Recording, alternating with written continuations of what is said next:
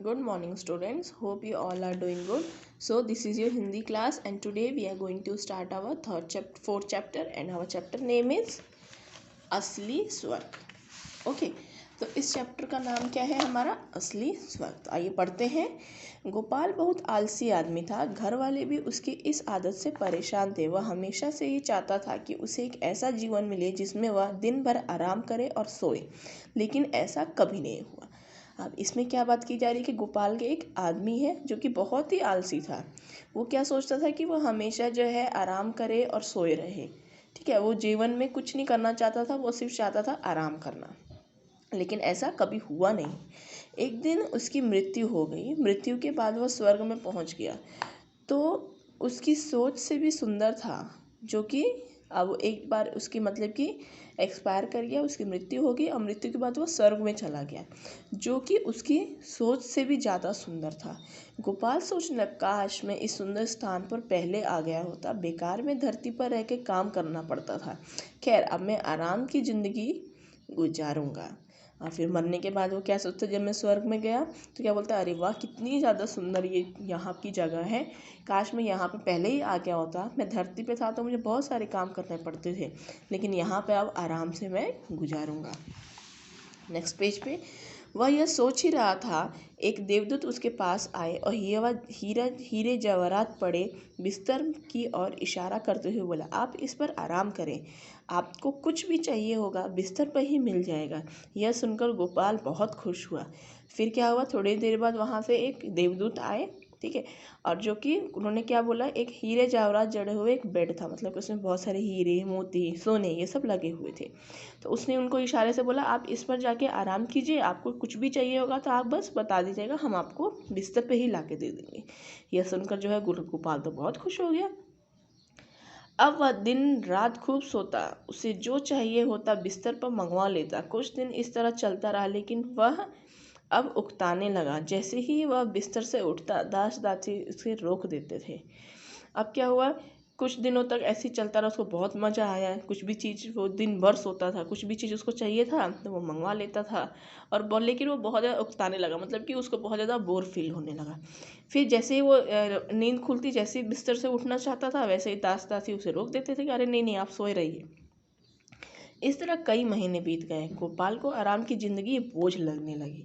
उसको तो कोई काम था ही नहीं. उसको वो तो सिर्फ सोता था, खाता था, सोता था, खाता था. तो ऐसे करते करते उसको जो है कुछ दिनों बाद, कुछ महीने बीत गए, उसको जो बोझ लगने लगा, उसको बुरा लगने लगा कि अरे मेरे पास तो कोई बोझ लगने लगी उसकी, जाने मैं तो क्या दिन भर आराम करता हूँ, अब मैं इससे बोर हो गया हूँ.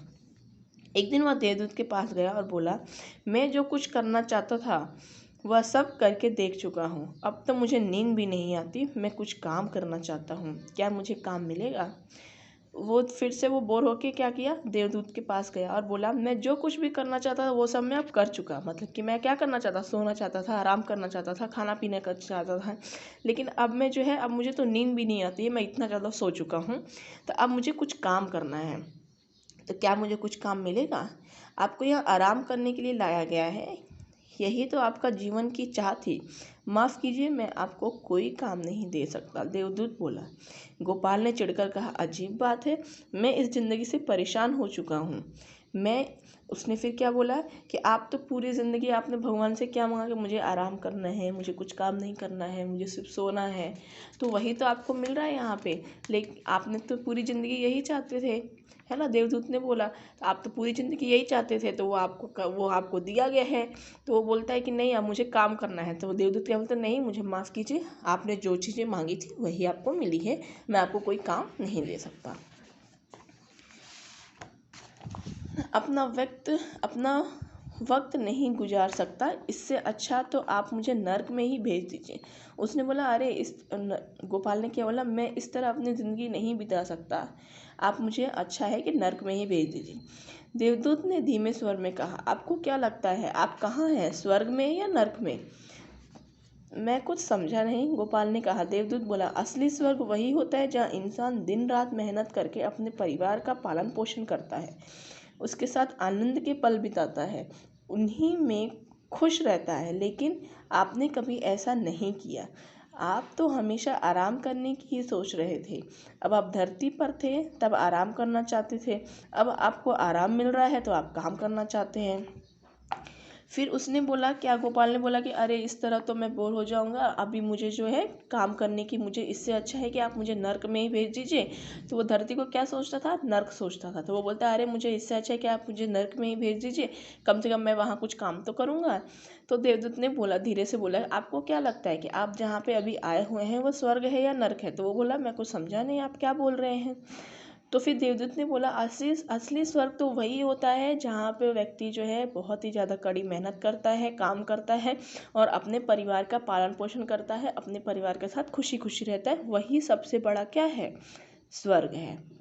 लेकिन आप जब धरती पर थे तो आपको तो सिर्फ आराम करना था, आपको कोई काम नहीं करना था, ठीक है। और जब आपको यहाँ पे स्वर्ग में आराम मिल रहा है तो आप क्या सोच रहे हैं कि मुझे काम करना है, ठीक है। तो गोपाल बोला, शायद अब मुझे समझ आ गया है कि इंसान को काम के समय काम और आराम के समय आराम करना चाहिए। मेरे जैसे आलसी व्यक्तियों के लिए तो एक दिन स्वर्ग भी नर्क बन जाता है। फिर उसको समझ में आया कि शायद मुझे अब समझ में आ गया है कि इंसान को क्या सबसे ज़रूरी क्या है कि वह टाइम पे अपना सब कुछ करे, टाइम पे सोए, टाइम पे खाए, टाइम पे काम करे, वही क्या है, स्वर्ग है। नहीं तो जो आलसी इंसान होता है उसके लिए भगवान की शरण स्वर्ग में भी उसको नर्क जैसा ही लगता है, ठीक है। तो समझ में आया सबको, वेरी गुड। तो इसका मॉरल क्या है कि हमें अपना टाइम पे काम करना चाहिए और हर चीज़ कड़ी मेहनत से करनी चाहिए। Okay, good. अब सी नेक्स्ट पेज, शब्दार्थ ये आपको अपनी नोटबुक में लिखना है। ओके,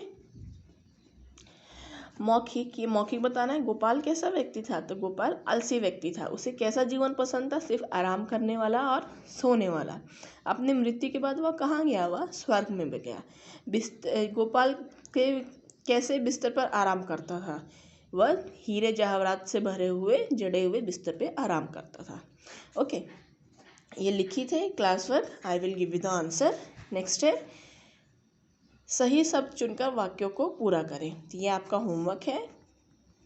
ओके, आइए आपको अपने बुक में ही, टेक्स्ट बुक में ही करना है। नेक्स्ट पेज, किसने किससे कहा, क्या मुझे कुछ काम मिलेगा, किसने कहा, गोपाल ने देवदूत से कहा। तो ये भी आपका क्या है, होमवर्क है। You have to write in your notebook, आपको ये नोटबुक में लिखना है। अब देखिए, शब्दों को रेखा खींचकर जोड़ो और वाक्य बनाओ। आपको अपने मन से, ये जैसे कि ये तो मैंने खुद से बनाया, आपको अपने मन से कुछ भी आप इसके खींच के जोड़ों को मिला के और वाक्य बना सकते हैं। जैसे कि लता ने लाल गुलाब का गुलदस्ता भेंट किया, ठीक है। तो ऐसे ही मैंने बनाया, आप ऐसे भी बना सकते हैं, आप अपनी मर्जी से कुछ और भी वाक्य बना सकते हैं। ये भी आपका होमवर्क है जो कि आपको बुक में करना है। नीचे दिए गए वाक्यों में से संज्ञा शब्द छाट कर लिखिए। महेश सो रहा है, तो महेश क्या है, संज्ञा। पुस्तक क्या है, संज्ञा। गांव क्या है, संज्ञा। दही में खटास नहीं है, तो दही और खटास भी क्या है, ये भी एक संज्ञा ही है, ठीक है। मोर नाच रहा है, तो मोर संज्ञा। नीचे के शब्दों के सही अर्थ बताने वाले पर निशान लगाइए। अर्थ शब्द का अर्थ क्या है, मतलब, ठीक है। पत्र शब्द का क्या है मतलब, चिट्ठी। लाल शब्द का अर्थ क्या है, लाल शब्द का अर्थ क्या है, बेटा। क्रोध शब्द का अर्थ क्या है, गुस्सा, ठीक है। तो ये भी आपको अपने बुक में करना है होमवर्क। Okay, thank you.